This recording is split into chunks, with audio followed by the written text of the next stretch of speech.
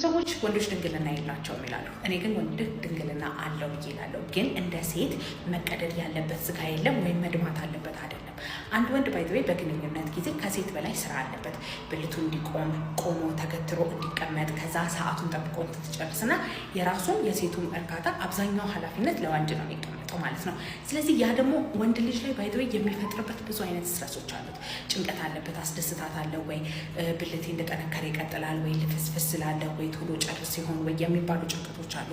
አንድ ወንድ የነዛን ሁሉ ጭንቀቶች በትክክል ዝም አስብሎ ጭንቅላቱን ግንኙነት ላይ ያለውን ጉብዝና እስከመጨረሻ ድረስ ማስቀጠል ሲችል ስትረሱን ጭንቀቱን በሙሉ ኮንትሮል ማድረግ ሲችል ማኔጅ ማድረግ ሲችል የዛን ጊዜ ድንግልናውን ሉዝ አደረገ ብዬ እላለሁ ማለት ነው። ለዛ ነው ባይዘው ብዙ ወንዶች ለመጀመሪያ ግንኙነታቸው ብልታቸው ይልፈሰፈሳል፣ ቶሎ ጨርሱ ይችላሉ ነው እና አብዛኛው ጊዜ ደግሞ የሚያጋጥመኝ በአንድ ግንኙነታቸው ደንግጠው ስንፈተ ወሲብ አለብኝ ብለው ይመጣሉ። ማንኛውም አይነት ስንፈተ ወሲብ የብልት አለመቆም ችግርም ቶሎ መጨረስም ማንኛውም አይነት ነገር ባይዘው 6 ወር መቆየት አለበት።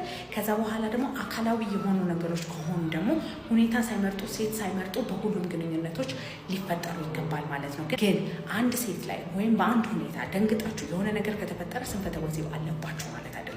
ግን አካላዊ የሚመስል ነገር ካላችሁ ብልታችሁ ጠዋት ማይቆም ከሆነ ለግንኙነት በተደጋጋሚ ማይቆም ከሆነ ቶሎ መጨረሳችሁ የመጀመሪያ ሁለተኛ ዙርም እየተደጋገመ ለ6 ወር እያስቸገራችሁ ከሆነ መታችሁ ሆርሞናችሁን ቼክ አድርገን ደም ስር ላይ ነርቭ ላይ ጡንቻ ላይ ያሉትን ችግሮች ልናስተካክልላችሁ እንችላለን። ስለዚህ በማንኛውም ስንፈተ ወሲብ መታከም ከፈለጋችሁ ባዮ ላይ ባስቀመጥኩት ስልክ ቁጥር ደውላችሁ ቀጠሮ ማስያዝ ትችላላችሁ። በሬ ሁል ጊዜ ክፍት ነው።